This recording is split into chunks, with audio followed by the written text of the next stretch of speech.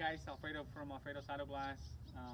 Thank you everyone that takes the time to watch my videos, and I hope my techniques help you. Today I'm going to be working on a 2014 Porsche Cayenne, and I'm going to show you a few techniques, how to approach a rear view mirror, how to approach the cowling and molding. So I'm going to give you a few tips on how to approach a vehicle differently. You always want to do a pre-inspection. Make sure there's no damage to the vehicle. If there is, make sure you point it out to the customer and you have it on writing. You also want to test, make sure that the rain sensor is working properly. And so let's get to it. So we're going to start by removing the cowling. Fairly simple.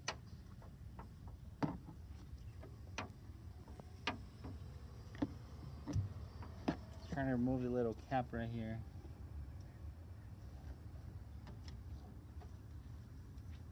I don't like to create any damage to it, so just taking my time. Sometimes these caps are easier to remove by hand, but sometimes they won't come out by hand. So, and yeah, did I mention my son, the little guy is now the big guy. He's working with me today.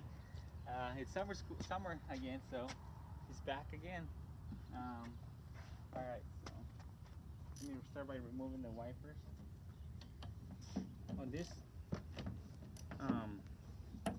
wiper right here, the nut is very tight to the to the hood, so you're gonna need a small socket. And remember, it's very important to remember the position of the wiper blades. As you can see, that wiper blade is very low on this side, so when you are done, make sure you adjust it in the same location. As you can see, my son just slowly removed the windshield wiper. Sometimes you can put that over there, son. Sometimes you have a nut in some wipers, so be careful. Look out, make sure there's a washer.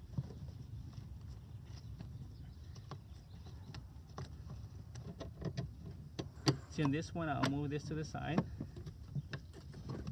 and now I have some room to play with on the second one.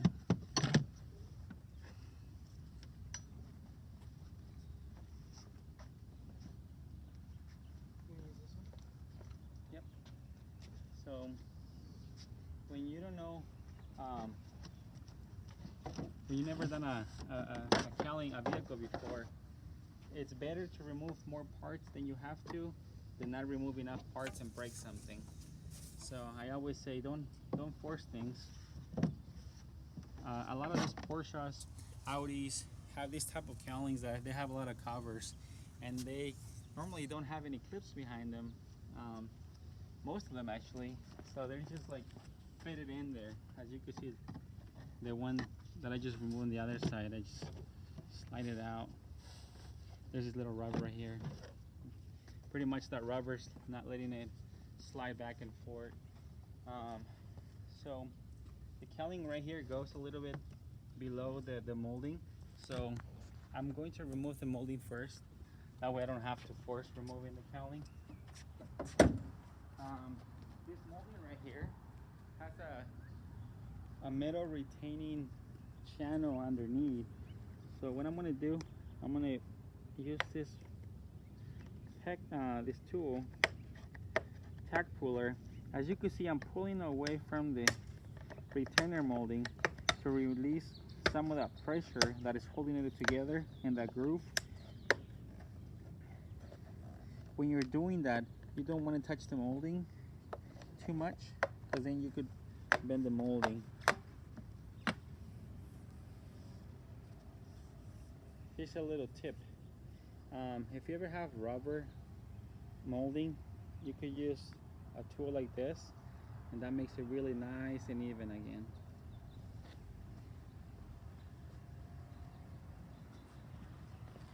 If you want to start, just the first clip with the metal tool, just to release it.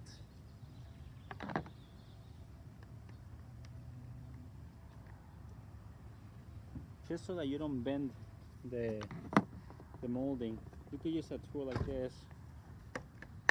I have a Ply Daddy at the shop, and I need to buy another one for mobile. That one, the Ply Daddy, has all different attachments. I mean, all different tools. As you can see, this windshield is very close to the roof, so I'm going to use a fiber line to remove it. So, okay, so going back to the cowling, let me show you. So right here, now that I've removed the molding, oh yeah, one tip: if you ever need to open or close a door, I always try to use the door handle. Try not to put your hand anywhere else. That's just a little tip. I always use the door handle.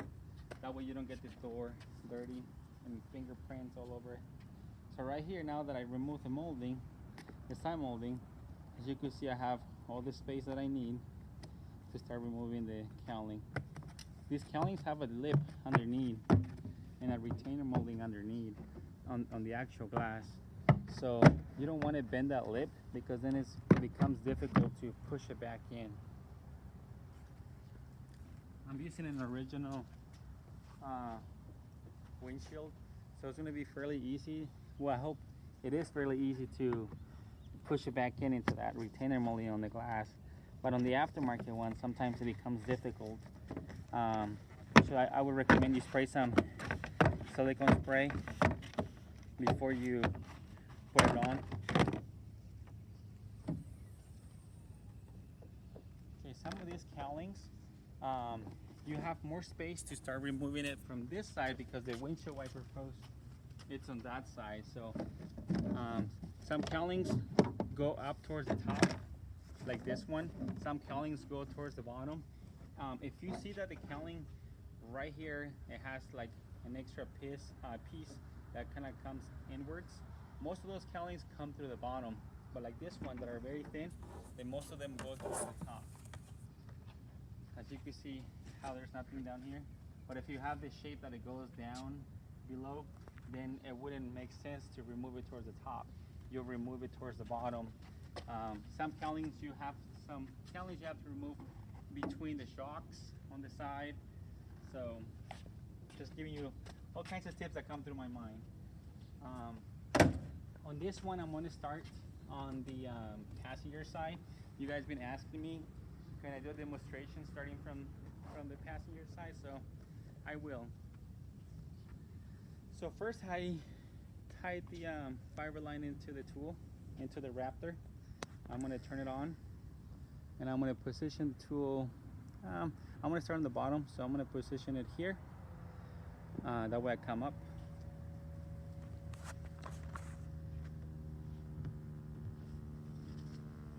Just to be safe and not to punch or anything, just put the dash cover there and put the fiber line through it. I really like the handle from Equalizer, because it actually has a really nice groove and it keeps the fiber line in place. It won't come off. So I'm going to go outside of that retainer molding. That way it cuts easier. It goes through easier. Can I have a little pick tool, son, please?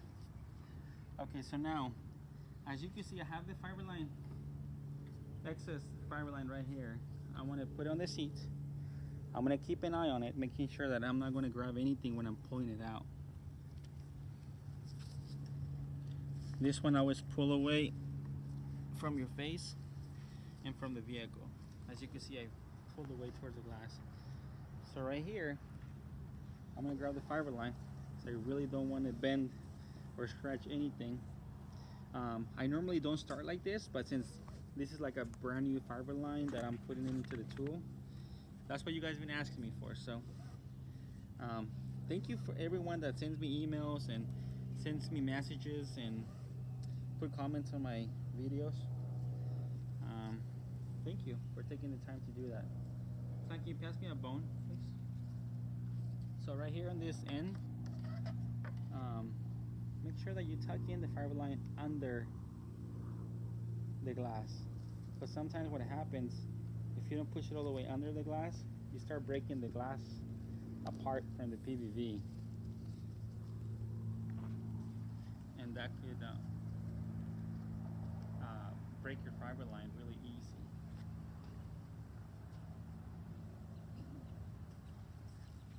To anchor my fiber line, I'm going to use a regular suction cup, and I'm just going to make a little nut around here. Double nut right here. That way it won't slide on me. There's different techniques, definitely. How did right here you always, on this one you have not much to worry about where that fiber line is going to go underneath, because as you can see, there's the pinch wheel goes far out. So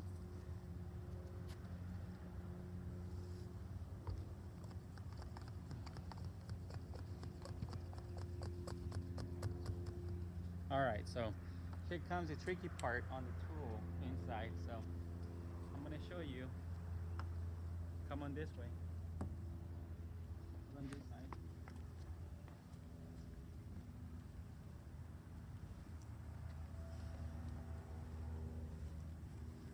See, a lot of times this is what's complicated, right? So I always see, like right now, I want the fiber line to come up.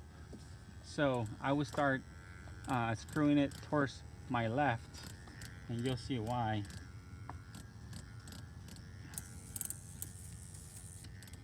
See, so now when I'm cutting, it has all the power from the top and is rotating and actually cutting up. If you were to have the fiber line wind up the other way, then it would be underneath here, and you wouldn't have as much power as coming from the top. And then on some areas, it will be really difficult. You will be working against your angle. You don't want that. Okay, so here we go. Let's start cutting that corner. I like to start sometimes on this side because I don't have to worry about the VIN number until the very end or towards the end. And here's a little technique on the Raptor. So if you want to do more cranks at a time, just put it somewhere where you could go an entire circle. As you can see, it's cutting a lot more.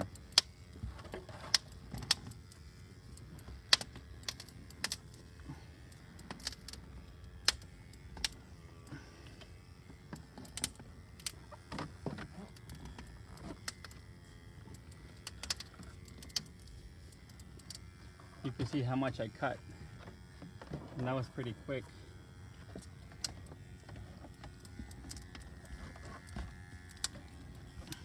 Okay, here comes my angle. You see the angle? Now I'm pulling down instead of cutting. I don't have that sharp angle anymore. So I'm gonna go to the other side. Let me go to the other side, and I'm gonna show you how to remove the mirror and the rain sensor. So let me place the tool here. Have a little light so you can see. So go right in there. I'll meet you on the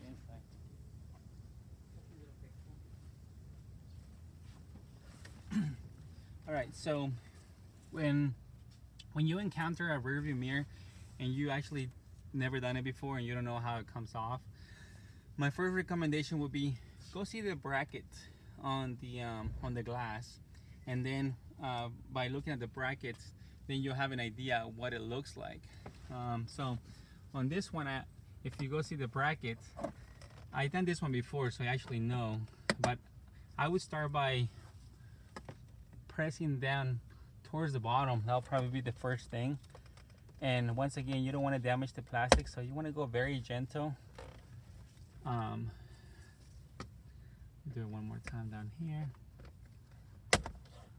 Okay, and if you do, try to go from the passenger side so you don't see any indentations in the plastic. And if you ever do, you could just go like this with the tool, or the plastic tool, and it's nice and sharp again. All right, so these little brackets, sometimes they have these little tabs some are softer than others. Like there's a tab on the left, there's 2 tabs on the left, and then there's 2 tabs on the right. The tabs on the right are very soft, flexible I mean. So I'm gonna remove those. I'm gonna push towards those. And as you can see, the wire goes through here, so it's very important to remember that. There's more covers here, so I'm gonna remove the cover. If you see a line in the middle, more likely it separates from the middle. So I'm gonna go ahead and pry it open, and then I'm gonna go down here. Remember, somewhere where you can't really see that you use a tool. Make sure that it doesn't slip on you. That way you don't scratch the plastic, because that will happen. So these mirrors, a lot of it mirrors either like the most common one would slide up on American vehicles. Some of the rearview mirrors would slide down, like in a few Acuras, Land Rovers, what else? A few vehicles have that. So those are a few options of removing it. But on this case, you could see there's a bracket, and then you could see how it slides. So in this case, I would slide towards my left, and that removes the rear view mirror off the bracket. And now you can see the rain sensor there. So as you can see, there's no brackets because actually the rear view mirror has a little tension spring on the back. That's what is pushing the rain sensor down. But see this bracket, I'm going to have to get the cables out of there somehow in order to let me see here, to get it off this bracket. So I'm gonna have to remove the top. I'm gonna have to unplug it, so that means that this cover would have to be removed. So as you can see, go very, very gentle. Already gonna pass me, and this is just a natural thing that I just pull down on this instead of removing it. Like I say, sometimes you don't know if it's better to remove more parts than not remove enough. So now that I removed that, I'm acting like, you know, like I never done this before. So I'm exploring. I see a little tab here. Maybe that tab does something. On the top right here. And then some on the top, you see some openings here. See my son saw that little opening, so he pointed that out. And I'm just going around. Sometimes there will be hidden screws, like you'll have to remove one more cover. So now I'm looking for that and see if anything else has to be removed. So now I'm looking at this little cover and see, does this have to come off?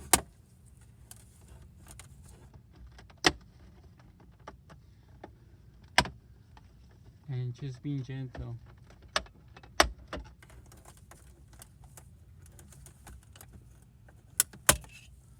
You see, so now that I see what's holding it, and I'm making sure there's no screws, that way I don't force it.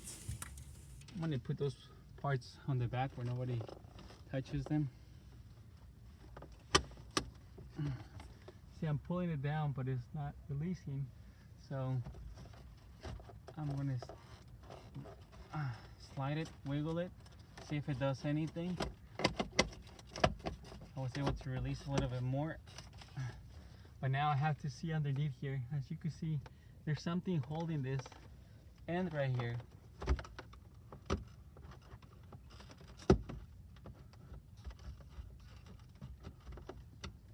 There's like this plastic, and then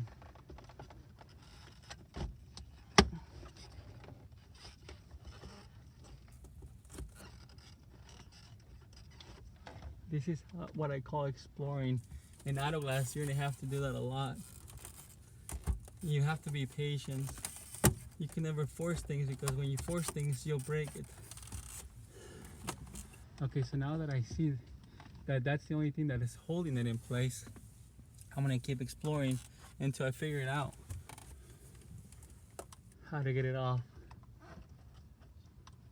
See, I know this is what's holding it. So I'm gonna work on that.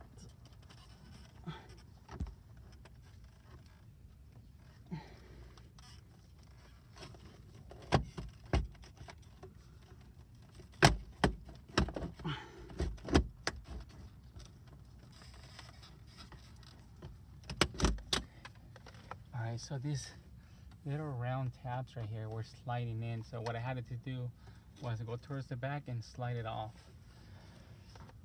Okay, so now I have enough space to get to, so the rain sensor could be unplugged, that's no problem. So you can see it right here. First let me unplug. Okay, so now I'm able to remove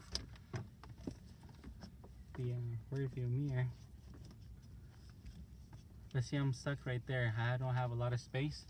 So this would help you figure it out what goes in first and what goes in second. So I'm going to remove the rain sensor. Pass me a little pick tool, son. This one's most of the times have a condensation sensor right underneath, so you don't want to break it. You don't want to force it. So I'm going to use a little pick tool right here and just go slowly. Remember, there's that gel on the back. So now I remove the rain sensor, and there's a little hole here.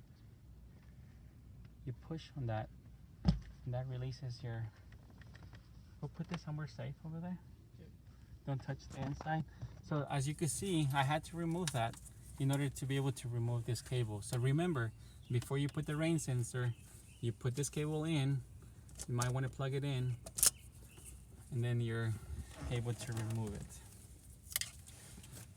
Okay, put the mirror somewhere safe. I'm gonna leave this here. It doesn't bother me. Just make sure I don't compromise cutting through the cables anywhere. And here you go. Take this away. All right, let's continue our cut. Okay, so I'm gonna place my Raptor here. That way I could have more cut at one time. Okay, cover everything here.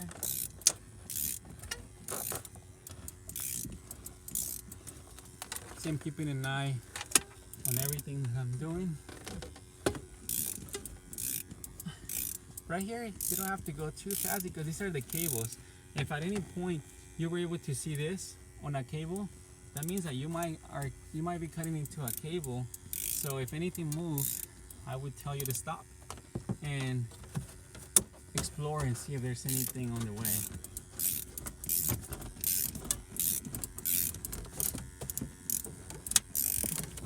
Here comes my angle, 0. So I'm gonna send the tool far down below. It's actually gonna have to cut through. Now I have an angle again.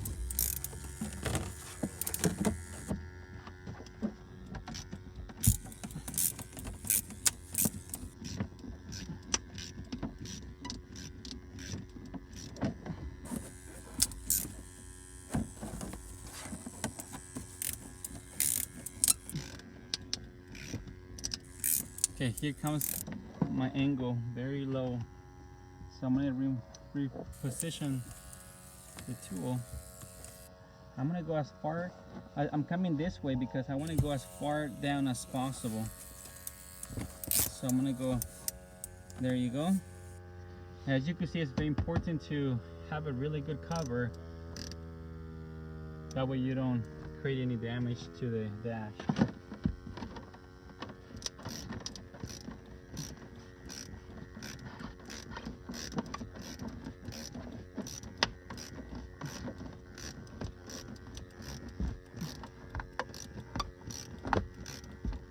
So as you can see, it makes a difference sometimes when you start cutting from that end instead of the driver's side.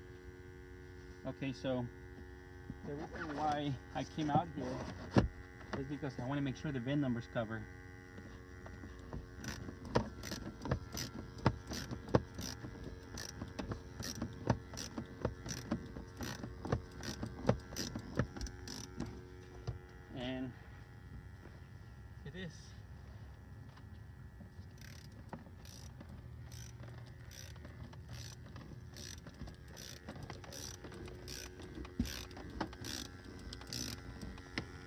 So let me go to the other side.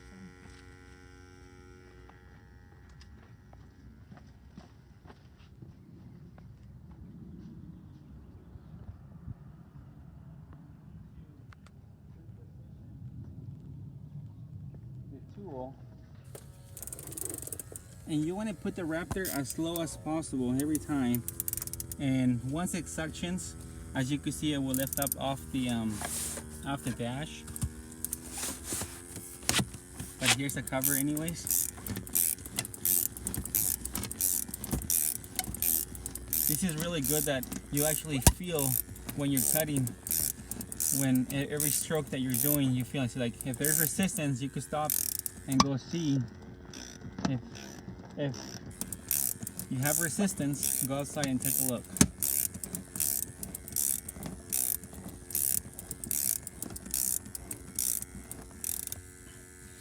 Okay, I'm going to show you a technique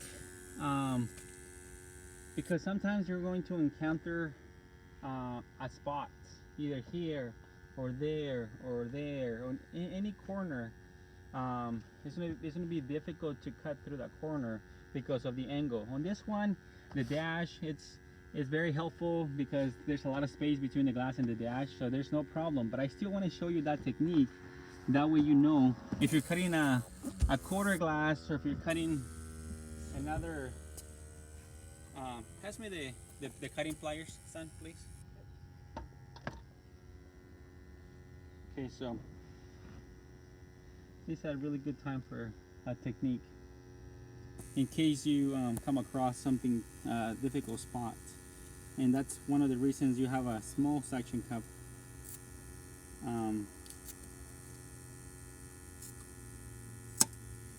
So this is what I'm going to do. I'm going to put the fiber line to the inside.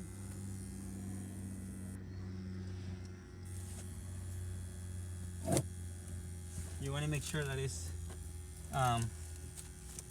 tucked in correctly. You could use a small cup at this time now. I could have used a small cup at any time too. But I'm just used to using this one now. So I'm going to make a double knot right here. Alright, so this is the technique, okay?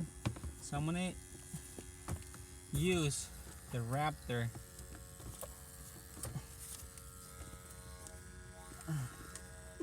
remember, as low as you can, and then I'm going to put this fiber line, and I'm actually going to cut from both fiber lines. So as you can see, I'm using the Raptor as an anchor as well. And you're actually going to see both lines cutting at every turn. So this is where it gets really fun and interesting. So now, I don't know if you can see, but now this line is cutting as well. And when you get to that zero angle, guess what? Both lines are going to cut at the same time. And that's it. You end up with the fiber line inside. But see, that technique is very useful when you're cutting a quarter glass or something in a body shop, because you'll have the suction cup here from the Raptor, and then you have the line from your anchor, and you can manipulate, let's say the suction cup with the anchor on this side, and then you'll be cutting this entire end. Like if you have a small section, you don't have to only be cutting from the one that is coming out of the fiber line coming out of the Raptor. You could also cut from the line coming from your anchor. And like I said, it all depends. You could even come on this side, and then it'll start pulling down from top to bottom. And then if you have a really tight angle, it'll start cutting for you. So that's the technique. I use it on a few different vehicles that are very tight. Before, it will either cut my fiber line or it'll be very difficult to cut, a lot of resistance, but now I use the anchor to make my final cut.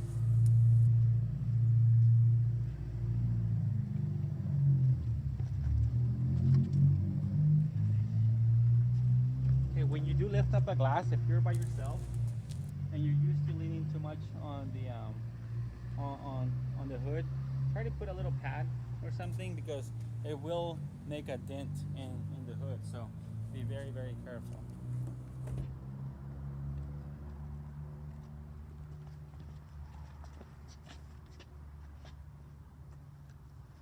Okay, so that's done.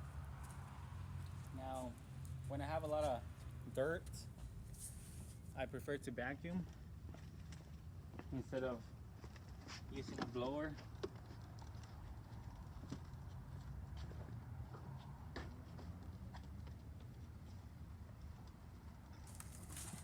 This hose right here, as you can see, is from my vacuum.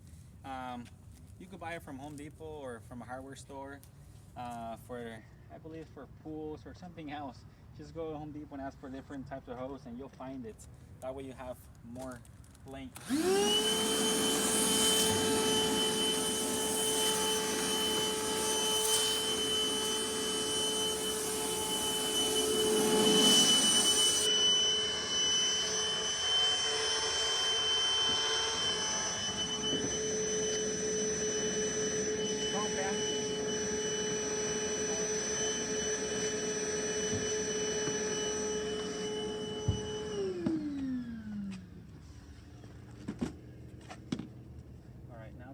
Most of it out, I'm gonna just blow everything off and get a little brush. Can I have a blue towel wet, son, please? Yes.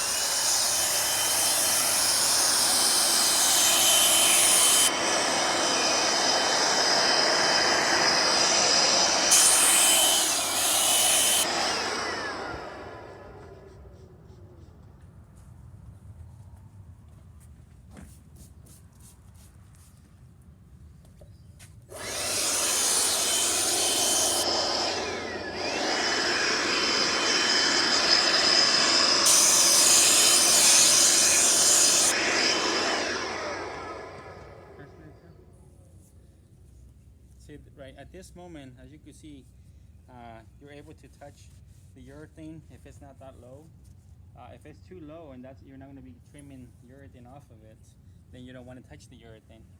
Your best bonding your best bonding surface is freshly cut urethane. So gotta be careful when you're prepping.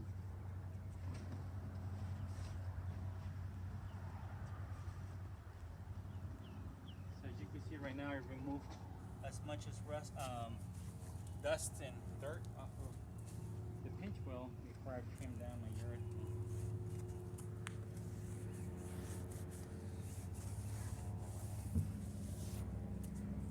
Okay.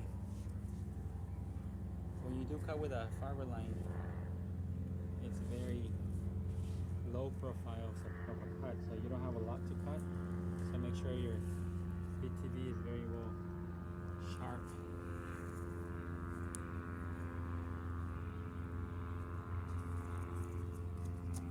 And never leave flaps. If you start your cut, finish it. Like, go through. Otherwise you could have a little flap and the urethane is not going to go into that flap.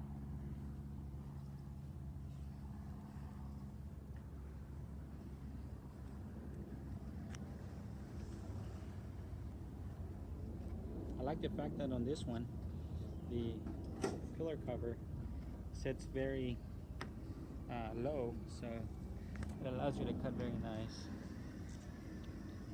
And if it's on your way, and if you could push it off, you don't have to completely take it off, just push it off it clips.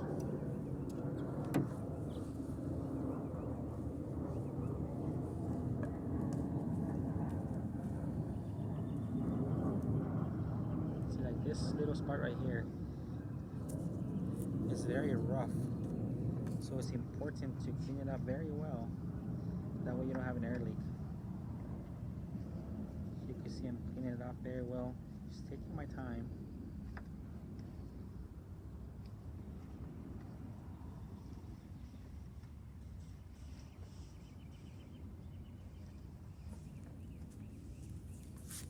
And it definitely does help when your blade is very sharp.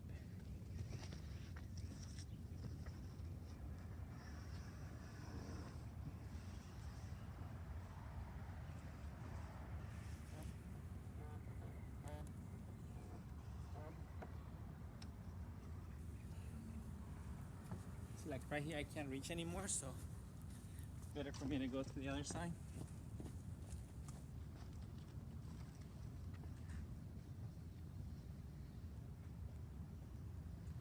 I'm keeping an eye, making sure I'm not too close to the headline there. Potentially make a cut in the headline there.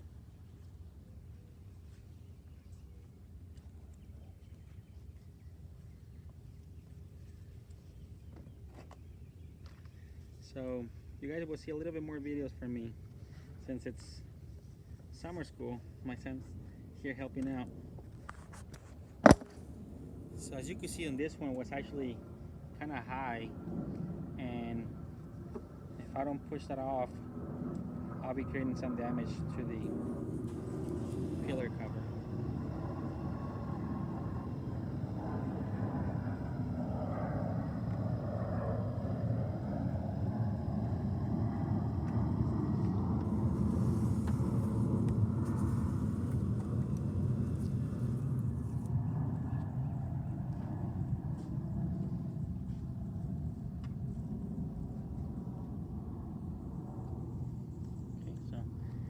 Nicely clean, nicely cut.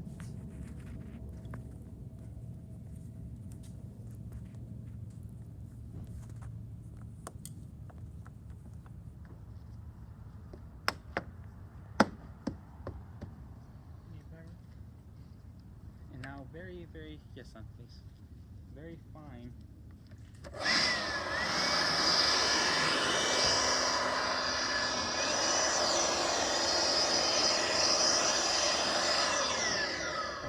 I'm cleaning around the edge of the urethane.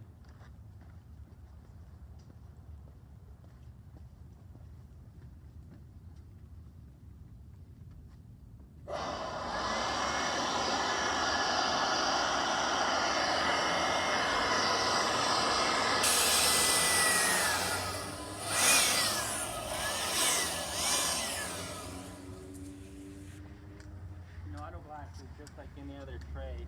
It's not about quantity, it's about quality. So it's about taking your time. And, you know, when you don't rush, you always have a better quality of a job. And you know, you take your time, you're more concentrated. I like to start by the passenger side because everything gets applied first on the passenger side. I have my steps. That helps me not to miss any steps, so it's good.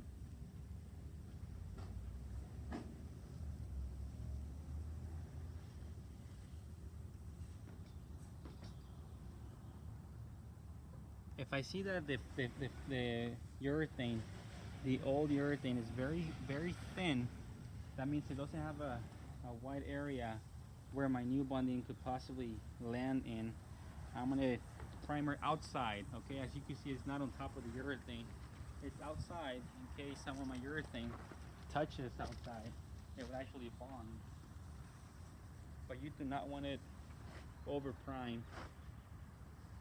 You do not want to over prime, so it's okay to go on the outside, especially where the urethane is very thin. So as you can see, I'm going over.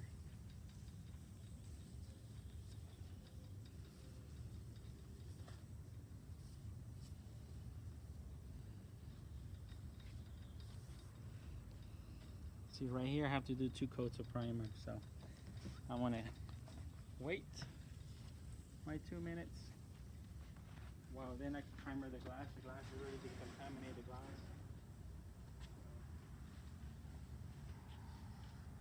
Primer the glass. Get the blower one time. Just to good reference is to the old windshield and see where the urethane is. That way when we shoot the urethane into the glass, you know exactly where it goes. So if I have a good print with the primer, I'm going to apply my urethane right over the primer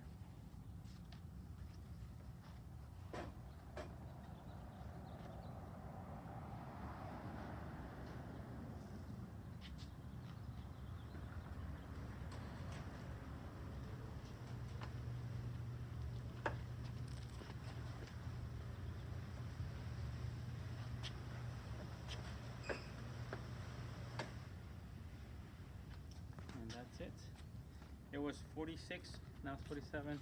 So I have about a minute left for me to apply my second coat over there. So I'll just wait and put a pause.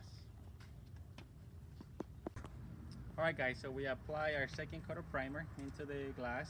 I prep my urethane, and now I'm going to shoot the urethane. But I wanted to show you guys the jet packs. I don't know if you've seen them close by. Very awesome suction cups. Push the button, turn it on, place it on the glass. I like to push in the middle so it starts the vacuuming, and then just let it be. You can see that little circle in the middle where it's vacuuming.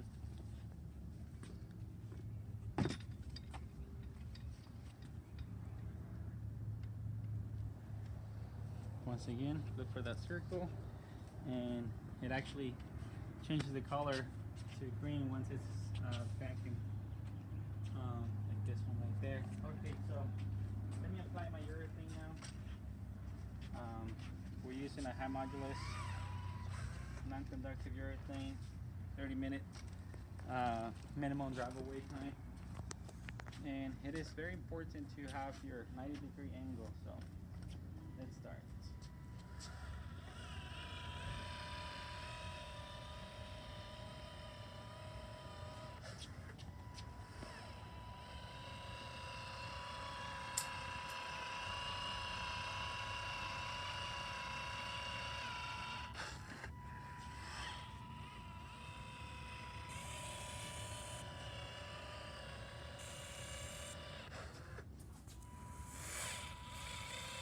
And this is not about speed.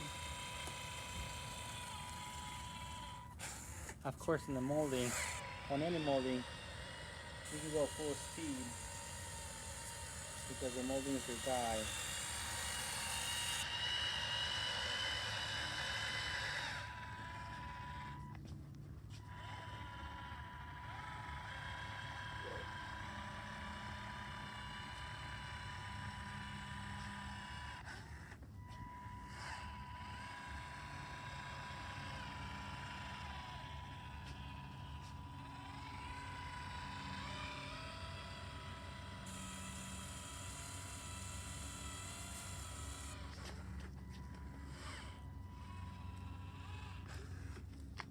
So the good advantage about shooting the glass, that of course you get one seam, and that seam, it's down here.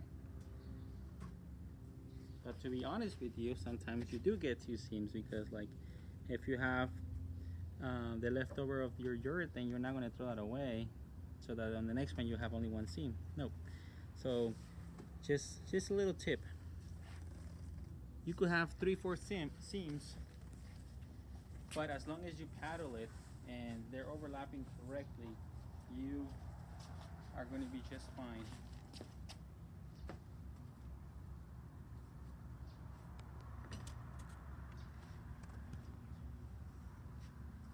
I just noticed a part of the foil of the urethane. So it is important to keep an eye on everything. See, I'm happy I did that. Otherwise, I would have probably missed it. It was still sitting on the back end. It was touching, but it's still, that's with experience. You want to keep an eye on everything.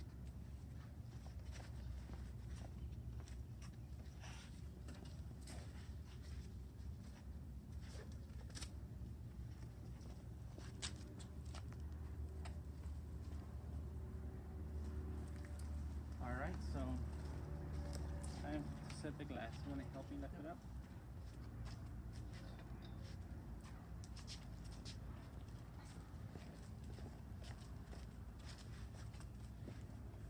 So you can see I'm distributing the weight properly of the glass.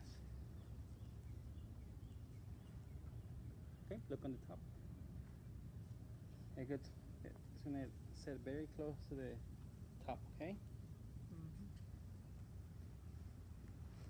Higher, actually, a lot higher. Yeah. You see that little gap? Yeah. You have to go higher. Okay.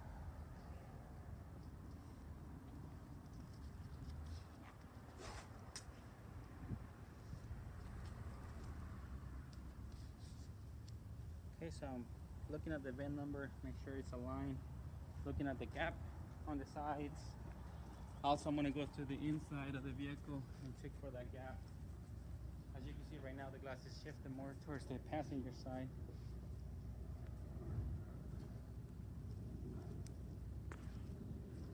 Not much, but I mean, if you want to do a good job, if you want to do the best alignment possible. And of course, the car is designed one way, so sometimes if you don't put it correctly, that could cause you catching air, and could give you potentially even early. Okay, so I'm going to go on the inside and make sure that it's aligned correctly. I can see a little matrix pattern here. As you can see, it's going to go a little bit more that way.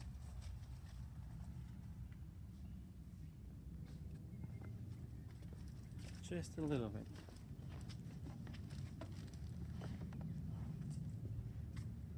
That's good.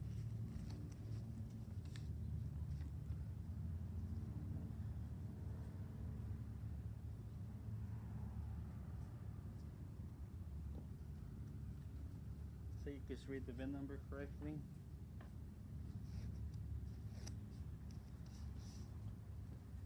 Son, lift up higher on that end. So this is the cool thing. Yeah, you just set the suction cup in, and then it does it automatically for you. And they're so strong. These jetpacks are very, very, very strong. Okay, pull it up higher. Yep.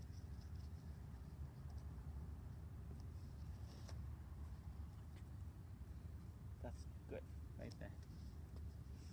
On some VIN numbers on aftermarkets, it's so hard to line it up.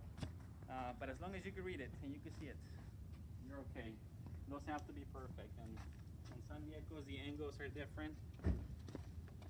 So this one is perfectly centered. Okay, so at this point, you just deck your glass, okay? So I'm gonna use a tool.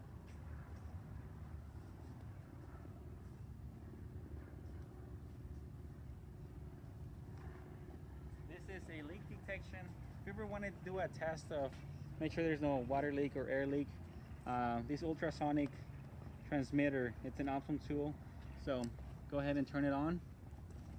Place this in the dash in the center. Close the doors. And this actually works, guys. I have found leaks on sunroofs, on door moldings, you name it. And they were telling me that it was the glass, but it was not the replacement. It was actually something else that they didn't notice before. So place this over your head. I could still hear the beeping. You push this button right here. You go around the windshield, and if you see that green light, that means you're good. If you see that red light, or you hear this sound differently, it'll let you know that there's a potential leak.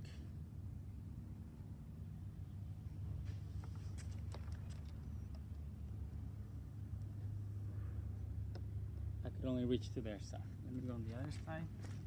Just know that I have the step tool. Just know that the doors have to be closed when you're doing this test, okay?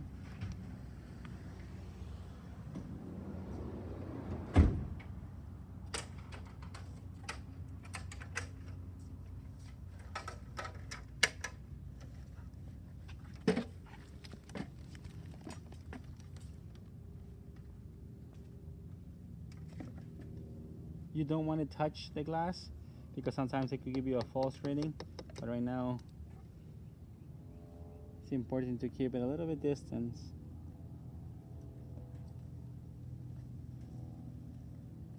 So I stop right here where that mark was. So if you wonder, look at this. You see? And I'm barely opening the door.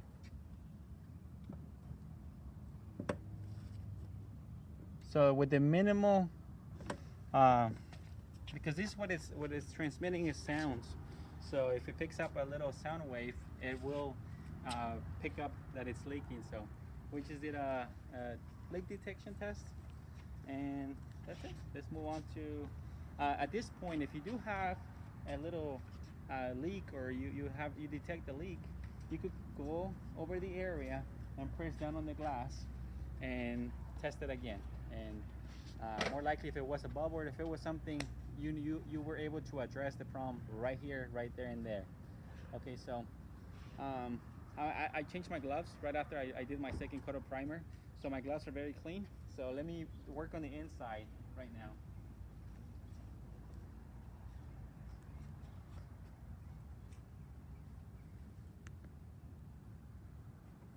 So first, I'm going to put my rain sensor back. I really like this ones because they're already pre-cut, so they're easy to deal with. So this is my way of doing it. So I'm gonna hold it up in the air. I align it where it needs to go.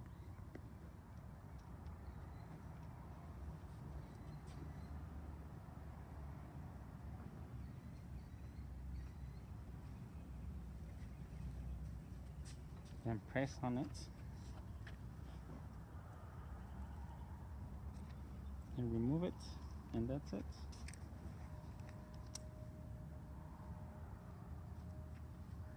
When I press it down over there, it's going to make contact. So I'm going to leave it clean like this until I put it over there.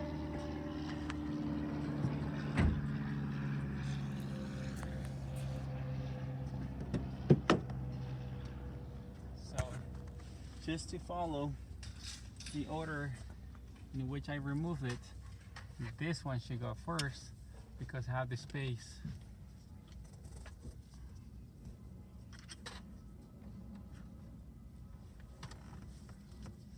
Just to be safe, I'm going to plug it in. Okay, so now I'm going to put the one for the rain sensor.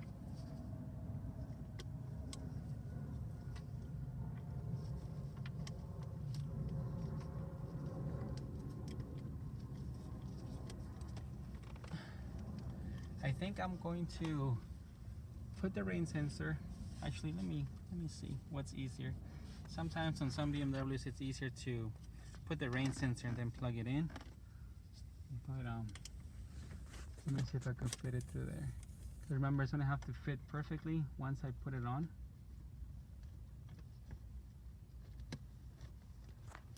Okay, so here we go.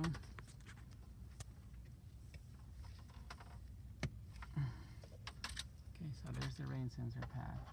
So I'm gonna go smooth.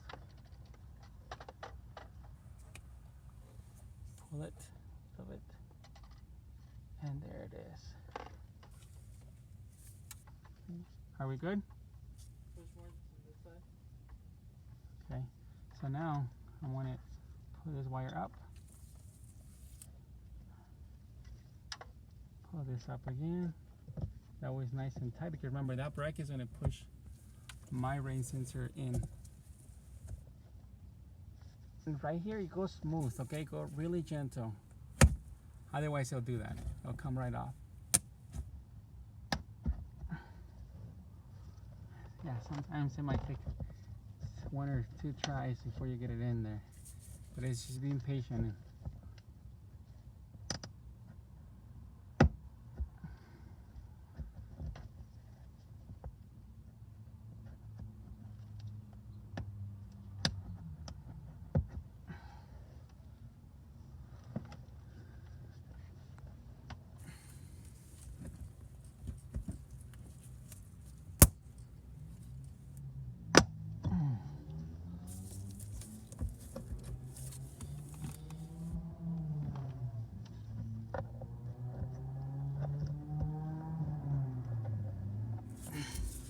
Like I always say, you never want to force anything, so.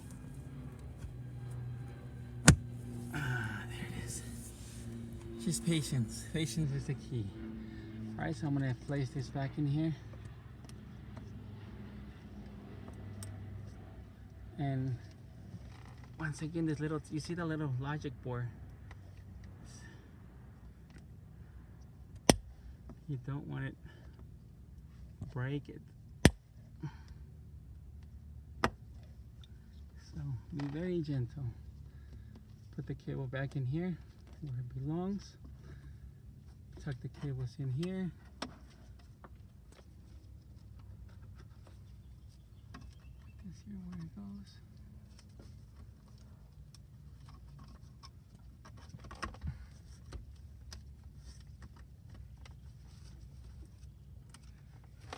It's always easier to put back everything the way it was.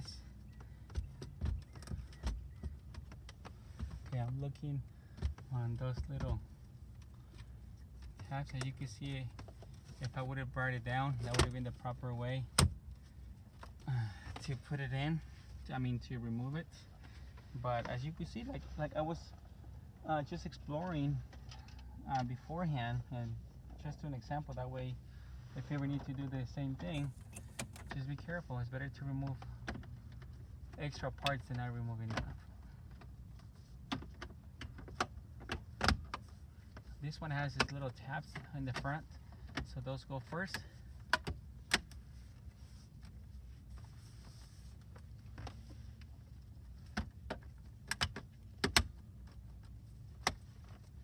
Make sure everything's in. Now this one. So in other words, on this case, you didn't really have to remove this one, but it didn't hurt that I removed it. As long as you're careful, you're not breaking anything. Okay, so I'm going to put this cover first. Sometimes they have these little guides, so just put it in there and trying to figure out.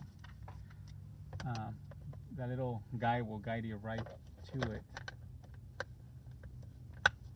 And you never force this one because it has little fragile tabs, and you do not want to force them because they break really easy.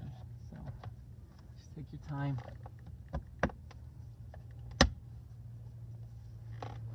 There it is, like nothing happened. Alright, so let's go on the outside.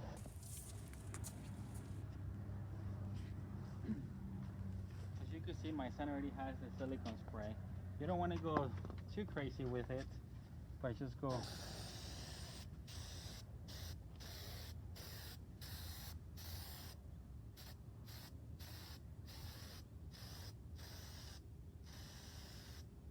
If you did bend in any place, you will bend the back. Otherwise, you have a little struggle to put it in. Since the windshield wipers on that end first, I'll put that corner in first. Guide it right through the windshield wiper. Guide this other two, and I need to remove the retainer. But there's still a small retainer molding inside of the retainer.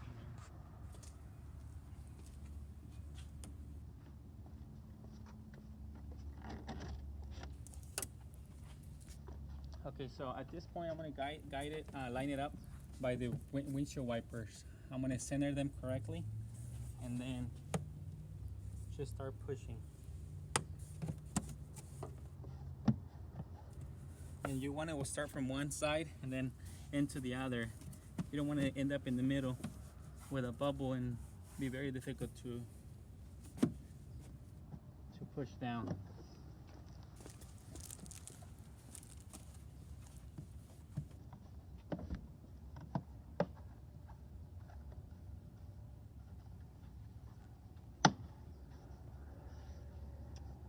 Put the covers back on. Yep.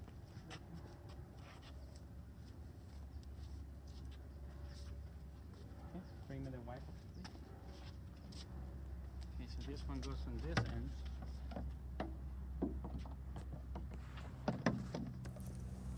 Remember, part of this rubber holds it in place, so don't break that rubber, don't force that rubber.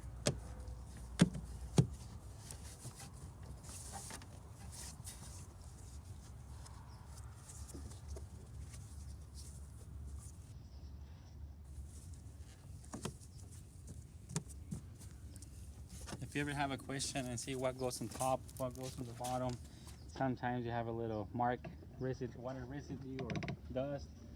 It tells you what goes on top, what goes on the bottom. So like this one, the question will be, does it go between the rubber or does it go under the rubber? Well, that mark just led me to knowing that it goes under. So in this one I have to slide it. And see, this one has a mark too that tells me where to stop.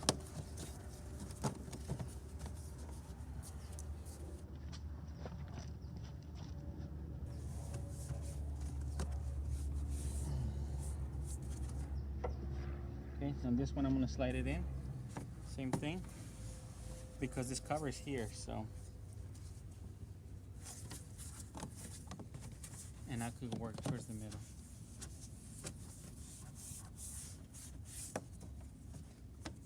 And now it's right where it's supposed to be.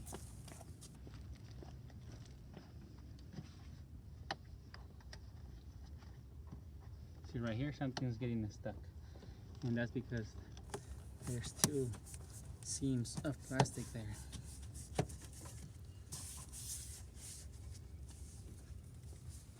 This windshield wiper will tend to jump on you because there's the two legs.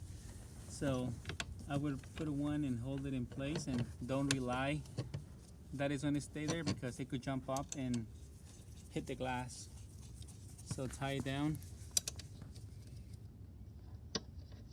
That's good. And then you do your adjustment. This rubber right here, sometimes it will be up here. It gets stuck, and put it back down there. Okay, so remember the alignment where it was. Well, I'm holding it. Go.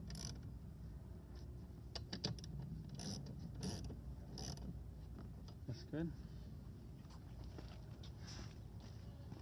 Let me see.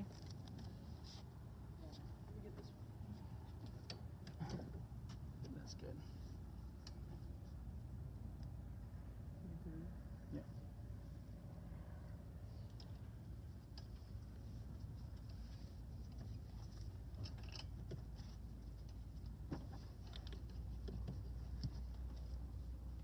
As you can see, even the caps are different, so remember which one goes where.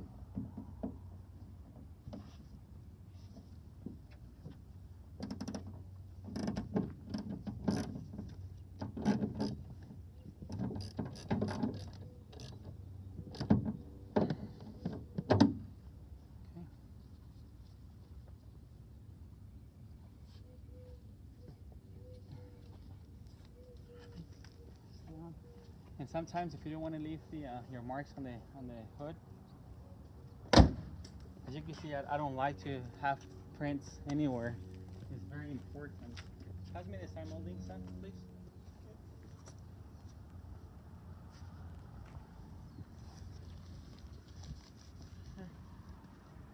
Now, when you're aligning this molding, you have to know if you're able to put the top first or the bottom first. In this case, I'm looking that I'm able to put the top first, and I like that because I could line it up.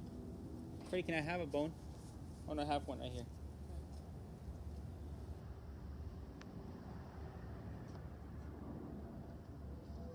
So I'm gonna start here on the top. There's actually a little mark guy telling me where it was.